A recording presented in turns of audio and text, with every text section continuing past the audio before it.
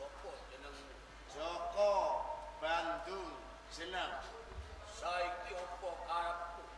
Kupala Raja bakal tak pateni. Kena kowe bisa mateni Kang Mas Prabu Kupala. Nanging yen nglangkai wangke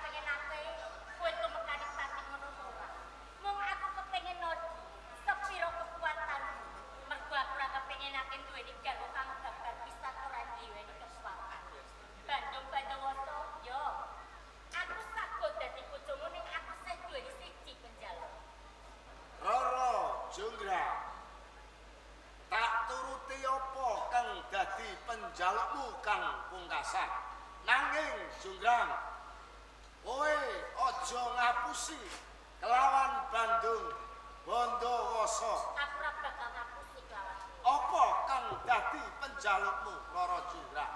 Yen toke bisa ya saake aku cendi sewu cacahe wektune mung suwengi. Aja nganti kadingan kunine jago kloro, aku saguh dadi bojomu Bandung Bondowoso. Candi Sewu. Sedina suwengi kudu dadi ora nganti kadenangan unine jago kloro. Yo, Ranti ing papan kene Jonggrang. Kowe bakal tak sujuti Candi Sewu.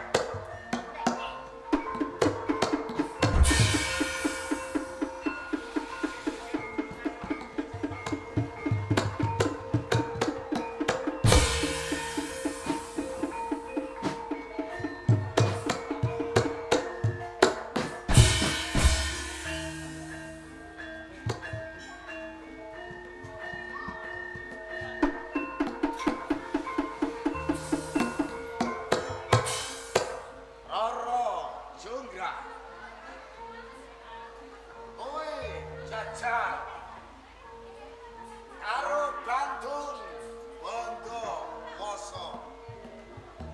Jonggrang, kowe ora ngerti sapa sejatine Bandung Bondowoso.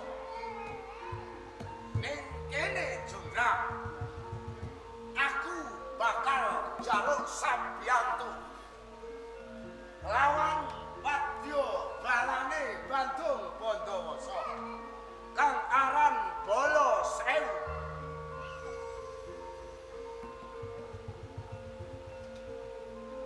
Om Kinamastu Namasidya. Om Kinamastu Namasidya. Om Kinamastu Namasidya.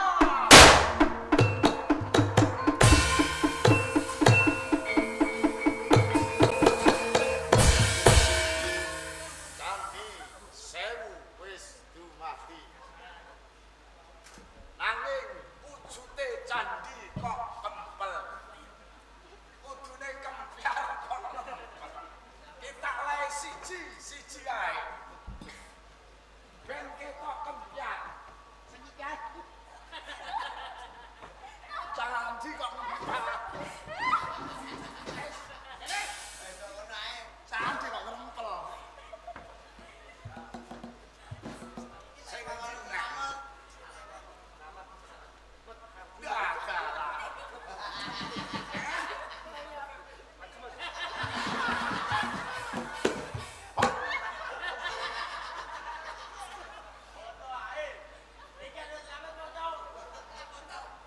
Lagi kok salah ndele. Abut.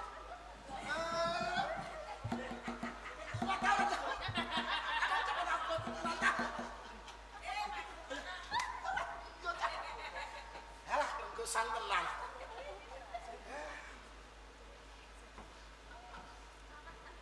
Sapa maskeran iki?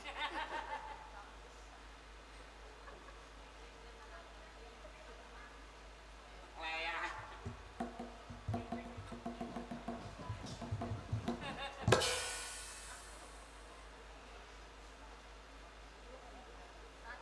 Darah mencak.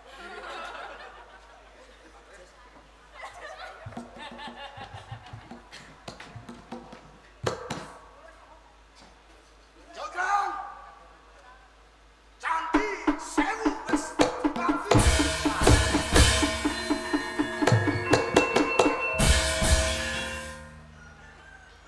Bandung Bondowoso. Rara Jonggrang. Aku percaya kelawanku.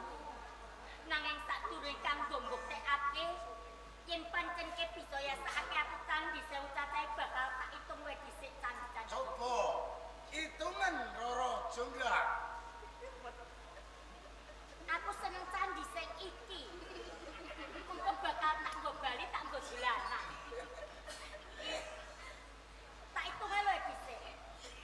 1, 2, 3, 4, 5,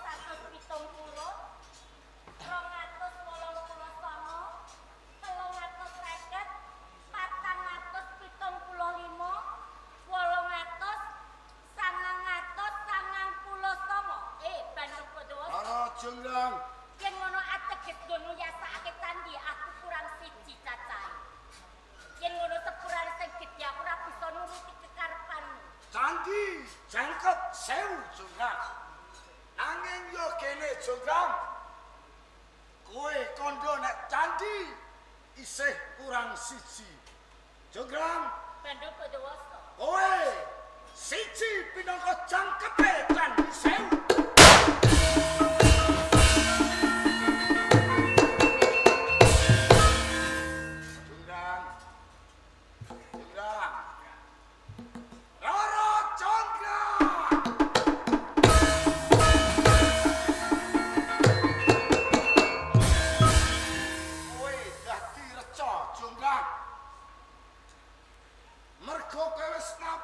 Karo aku Jonggrang candhi 1000 uga kowe pinangka jangkeping candhi 1000 ning papan kene Jonggrang bakal tak wenehi petilasan candhi 1000 yo candhi